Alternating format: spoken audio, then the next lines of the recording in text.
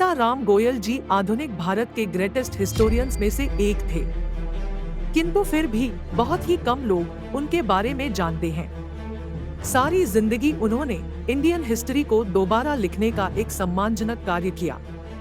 हमारे स्कूल कॉलेजों में पढ़ाया जाने वाला इतिहास anti Hindu point of view से लिखा गया है, क्योंकि लिखाने और लिखने वाले सभी कम्युनिस्टों जिहादी मानसिकता के थे, जिन्हें हिंदू संस्कृति और सभ्यता से दुश्मनी थी।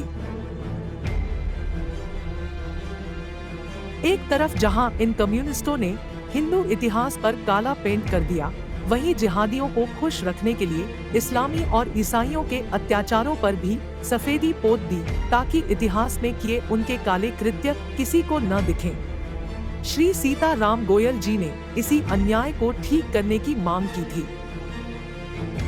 उनका मानना था कि हिंदू चेतना के मार्ग में सबसे बड़ी बाधा हमारे बच्चों को पढ़ाया जाने वाला गलत इतिहास है। मकौले का हमारी पीढ़ियों को अपने इतिहास से तोड़ने का सपना हमारे स्कूलों कॉलेजों में प्रतिदिन साकार हो रहा है।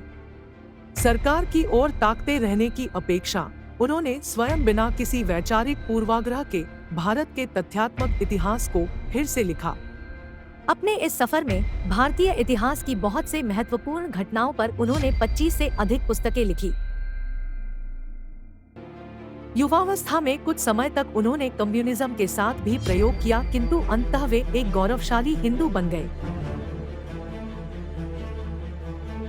श्री राम स्वरूप जी से मिलने के बाद उन्होंने वॉइस ऑफ इंडिया नामक पब्लिशिंग हाउस की स्थापना की। स्वतंत्रता के बाद उन्होंने दर्जनों अन्य महान विद्वानों के साथ भारतीय इतिहास, संस्कृति और सभ्यता के बारे में सबसे बड़ा कोश बनाया।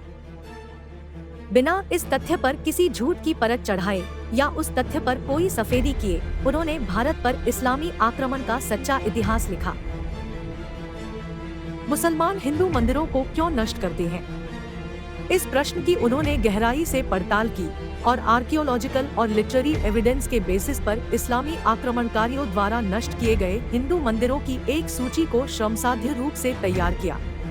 ऐसे हिंदू पूजा स्थलों जिन्हें इस्लामी आक्रमणकारियों द्वारा नष्ट कर उनके ऊपर निर्माण कर दिया गया है, उन्हें पुनः हिंदू स्वामित्व में लाने के लिए डॉक्टर कोनराड एल्स्ट जैसे कई अन्य विद्वानों के साथ उन्होंने बौद्धिक तर्क तैयार किए। ईसाई मिशनरियों के साथ तर्क कर उन्हें अनुत्तरित करने के किस्सों का उल्लेख करते हुए उन्होंने हिंदू ईसाई संबंधों का भी विश्लेषण किया, किंतु साथ ही ईसाई धर्म के विनाशकारी पक्ष की उपेक्षा नहीं की।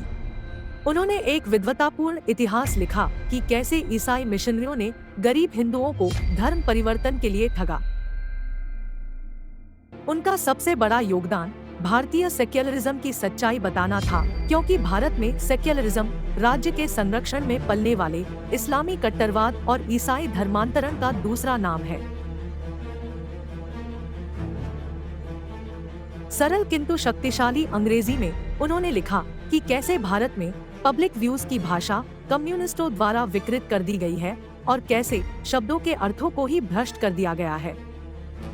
वह नेहरूवादी राजनीति और भारत पर इसके प्रभाव पर लिखने वाले एक उत्साही टिप्पणीकार थे।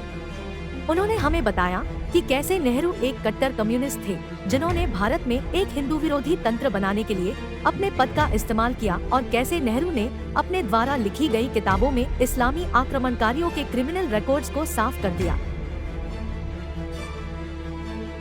नेहरूवादी नीतियों के दुष्प्रभाव से भारत अभी भी कैसे जूझ रहा है, सीताराम गोयल जी ने इस पर कई ग्रंथ लिखे। वॉइस ऑफ इंडिया की स्थापना करते हुए उन्होंने शानदार और बहादुर विद्वानों की एक पीढ़ी एकत्रित की, जिन्होंने भारत का सही इतिहास लिखा। इसके लिए उन्हें कई कष्टों से गुजरना पड़ा। उनके पास किसी सरकार या संगठन का कोई समर्थन नहीं था। जब उन्होंने श्री राम स्वरूप जी और अन्य के साथ मिल कुछ सत्य आधारित कार्यों को प्रकाशित किया, तो उन्हें हिंदू विरोधी स्टेट एजेंसीज के साथ साथ कांग्रेस सरकार के गुस्से का भी सामना करना पड़ा।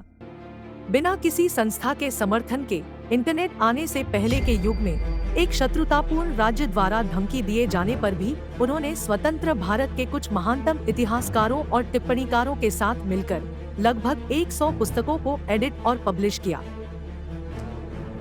सीताराम गोयल जी ने हिंदुओं की एक पूरी पीढ़ी को उन खतरों के प्रति जगाया जिनका वे आज सामना कर रहे हैं। उन्होंने हमें यह एहसास कराया कि हिंदू समाज अभी भी स्वतंत्र नहीं है और हमें हिंदू समाज की बहादुरी से रक्षा करने के लिए इंटेलेक्चुअल हथियार दिए। कोई 100 वर्ष पूर्व या उससे थोड़ा अधिक से भी पहले स्वामी विवेकानंद और श्री अरबिंदो घोष जैसे महान संतों ने आधुनिक हिंदू को पुनः जगाने की शुरुआत की थी, जो स्वतंत्रता की लड़ाई के दौरान बाधित हुई। श्री सीताराम गोयल जी का योगदान इसी आग को फिर से जलाने से कम नहीं।